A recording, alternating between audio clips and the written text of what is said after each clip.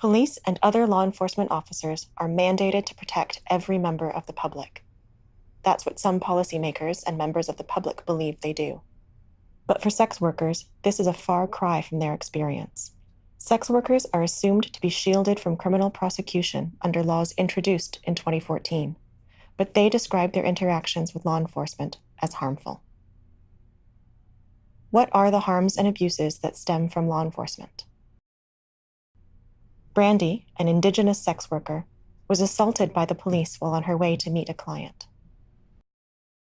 They started nagging me, and they wouldn't leave me alone. And they were like, how about you just come sit down in the back of our cruiser, let us have a talk with you, and then, we'll definitely let you know. When Brandy tried to leave, one of the police officers physically restrained her. There was a struggle, and Brandy was tackled to the ground. I ended up getting up, and then they started taunting me with their stupid stick thing. They ended up hitting me in the leg, and they were hitting my knees, so my knees would bend. Because I was wearing these big high boots, I started kicking with all I had. He ends up calling that female cop. Female cop comes and she tases me.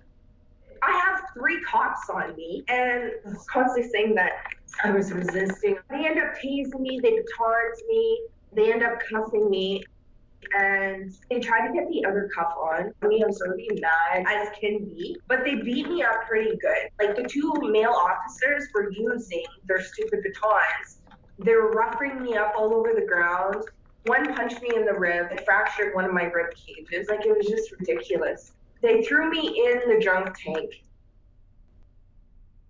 Other abuses involved unwarranted searches and seizures of property.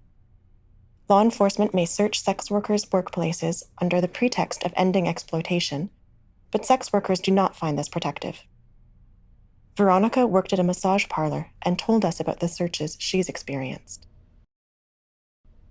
They took my money a couple times, took my whole purse, because you had to have a license up there. So if you didn't have a license, they could take everything in your purse, apparently. They said this is what their claim was. They could take all the money that you had on you that you already made. Many sex workers reported experiences of racial profiling. Monica, who identifies as a Black and Indigenous Two-Spirit trans sex worker, described troubling police surveillance of Black and Indigenous sex workers. Indigenous sex workers and Black, African Caribbean sex workers are most targeted within the work they do and most visible. And even when sex workers are not working, they're still being confronted by police. How do sex workers evade and mitigate these harms? Lee described how she would try to avoid police when working. Just walk away. They're driving down the street. I'll walk the other direction. I don't want to make eye contact across the street. Just move quickly so they don't see me. I don't want them to see me standing on the corner so they can come and harass me. So I move. Avoiding detection has also affected the way Taya interacts with clients online. So in person, if I can't do the communicating that I'm used to doing online, then it's going to force me that moment when I meet with that client that I have to definitely, boundaries are important. Usually always go over boundaries when I meet with a client once they get to, even when I was advertising before. But if you're not able to communicate ahead of time to, the actual act is happening, it puts you on a rush to go through, your boundaries, your prices, and everything. All of this makes sex workers feel isolated, as Kelly, a young Black sex worker who has had frequent negative encounters with the police, shared. I stay indoors. Bad things happen when you go outside. As sex workers' rights advocate Elaine Lamb explained, sometimes the people assume, so that you see the traffic victim, the owner or the boss don't allow the woman to go out to their working place. But sometimes it's not because of that. Why, when you ask the migrant sex workers, sometimes they never go out from their working place.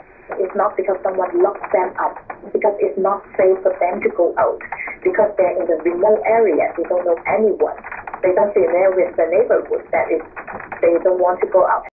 And the other thing is if they are visible by the neighbors, especially in white dominant small towns, they are visible as Asian. People may find out they are working in sex industry because of the conflation of sex work and trafficking. The people immediately think that, oh, there is a organized crime or traffic victim, so that they need to call the police to help them, but actually put them in trouble.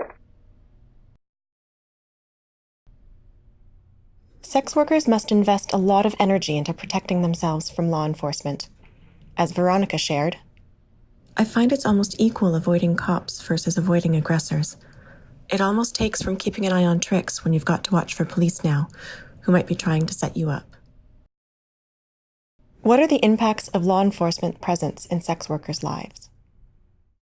Kelly, a sex worker from London, described the impact of negative interactions with law enforcement on her financial security and mental health.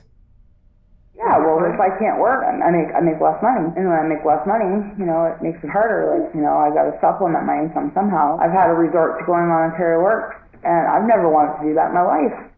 You think I want to sit on the system and have somebody tell me what to do? No. Yeah. I like being financially independent. Now that I've had my family, I've worked less. I might work once or twice a week, and that's it. I'm always paranoid, like, is a cop going to, put me to jail or do something to me, and I'm never going to see my kid again? We also heard about impacts of law enforcement surveillance on sex workers' safety and mental health, as Tracy Gregory of the Sex Workers Advisory Network of Sudbury described. Women have told me about situations where they've just been walking down the street. They're known to police as being sex workers working outdoors, and they're walking home from the library with their books. They're not working. In that moment, their defenses are not up around their identity as working. They're in a different place in that moment, and police are driving along and calling them out by name, asking them what they're doing on the street. In that moment, that's a threat to her, a threat to her identity as somebody other than her sex work identity. And if she happens to be with someone who would think it's a problem that she is identified by police, knows what the implication, there could be so many. If they see her approached by police or called out by police, there's a threat to her physical safety. For sex workers who've been charged, the impacts can last a long time. Kelly, a sex worker from Toronto, told us about how her career ambitions have been affected.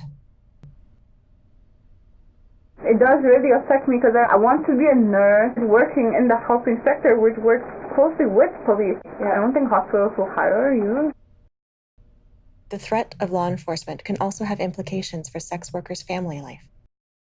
And my biggest scare was being charged with prostitution my whole life, because I've had Children's Aid after me for prostitution. I've had people call in on me all the time.